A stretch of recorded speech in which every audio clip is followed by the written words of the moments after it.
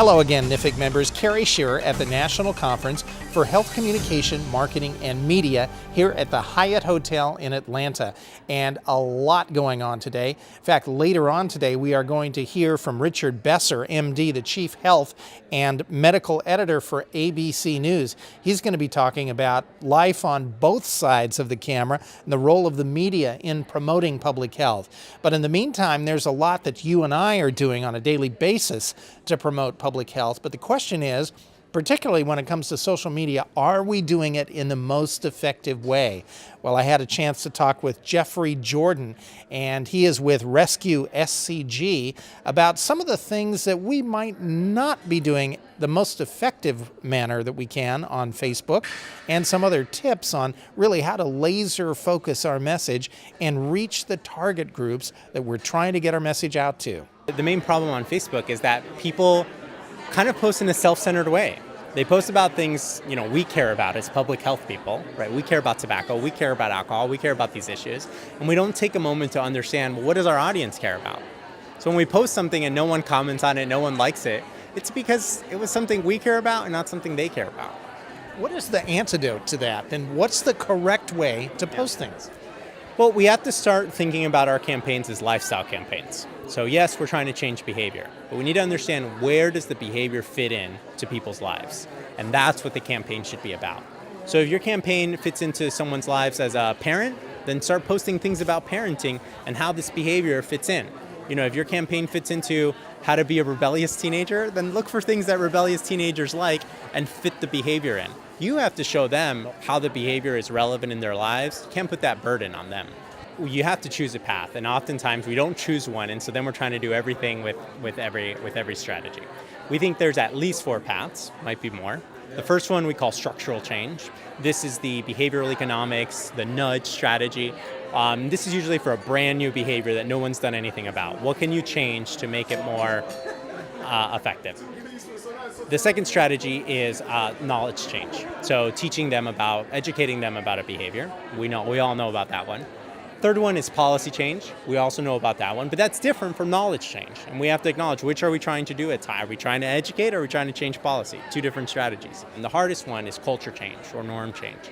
And this is when you're trying to change the cultural value of a behavior, making people not want to do something, rather than using policy to push them away or education to tell them it's a bad idea, but actually make them just no longer desire the behavior in the first place. People don't have to agree with your reasons as a public health scientist about why to engage in a healthy behavior in order to engage in the healthy behavior. Oftentimes, the reasons are the barriers, right? So if I'm a person who inherently doesn't care that much about health, I don't want to listen to your health message. But you can still make the behavior relevant to me. You just have to understand what might matter. Maybe I don't want to smoke because I don't want to support the animal testing that the tobacco industry does. Maybe I want to exercise because I want to look good when I go party with my friends. Maybe I want to, do these behaviors for a different reason.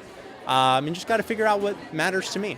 How do you find out in your community what's going to be influential? Yeah, you must do research. And you got to do research also with folks who really understand the audience that you're talking to.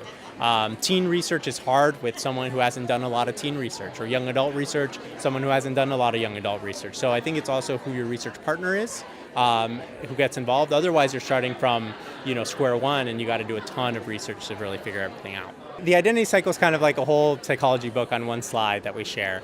And it's the idea that you have your own identity, and then throughout your life, you observe experiences with other people who may achieve that identity more successfully than you. And from those experiences, you form associations. This is often subconscious, and those associations manifest as desire.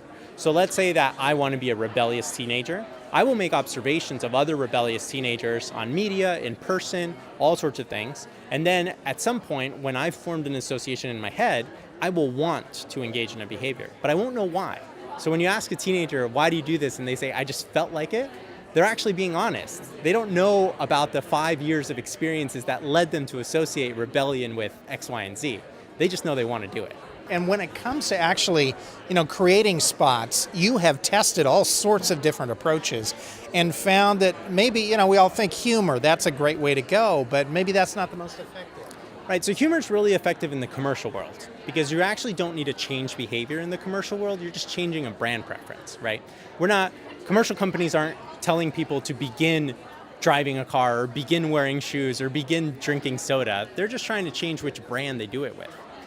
We're trying to change a behavior, and humor doesn't actually work that great for behavior change. It gets your attention, and it's okay if you're going to use it to get your attention, but you better spend just as much time seriously discussing your fact and your information as you spend being funny, or else no one's going to listen to it. We primarily work with teens and young adults, and we call them peer crowds. And so peer crowds are the macro level connections between peer groups with similar interests, and that helps us segment youth, but not make it so many groups that it's impossible to reach all of them, right? So we pick a segment, peer crowd like alternative rock, and then we go deep into that culture.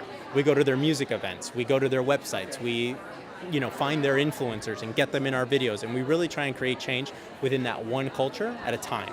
Because if you try to be too many things to people, they don't trust you, and they don't think that you really know who they are. So you got to pick one lifestyle, one identity, to be able to change the people in that group. And actually some of our clients, like the state of Virginia, for example, we have concurrent separate campaigns for separate cultures. So we have an alternative campaign, and we have a completely separate country campaign, both trying to reduce tobacco, but to completely different audiences, that if we tried to reach them both with the same campaign, neither would be effective. So I know a lot of times, public health agencies don't have large budgets, and it sounds a little daunting to maybe think of running 3 or 4 campaigns. I mean, what do you recommend for an agency that kind of just wants to get started but wants to employ some of this targeting? Definitely. So you don't have to have multiple ones. You can just have one. The thing we have to pay attention to is you can't reach everybody with a campaign. We have to swallow that pill sooner than later. Because as soon as you realize that there is no such thing as one campaign to reach everybody, then you can make pragmatic, evidence-based choice on who you want to target. And yeah, there's multiple groups and there's a lot of people to change, and that's okay. You don't have to reach them all at once. Pick the group that has, that is maybe the most at risk, that has the most number of people that you want to change, and begin with them. And then when you've been successful with them, you can move on to the next group. The problem is that as public health professionals, we believe that our duty is to not exclude anybody. And I understand that and I respect that, but recognize that by trying to reach everybody, you exclude pretty much everybody. We just had a publication in AJPH about a few months ago, talking about one of our young adult strategies that focused on hipsters. And we have a couple of papers in review right now, one for LGBT and one for partiers, so young adult partiers. And all of these are, segmented strategies. They go after one lifestyle. And what we've seen is that we've seen behavior change in the population, and we've seen it concentrated within the peer crowd that we're targeting. So we're seeing that group is responding to messages that are designed and targeted towards that group. So it's working the way that we hoped it would. Great information from Jeff, and we are going to have more for you from the National Conference for Health Communication, Marketing, and Media here in Atlanta. For NPHIC, I'm Kerry Shearer.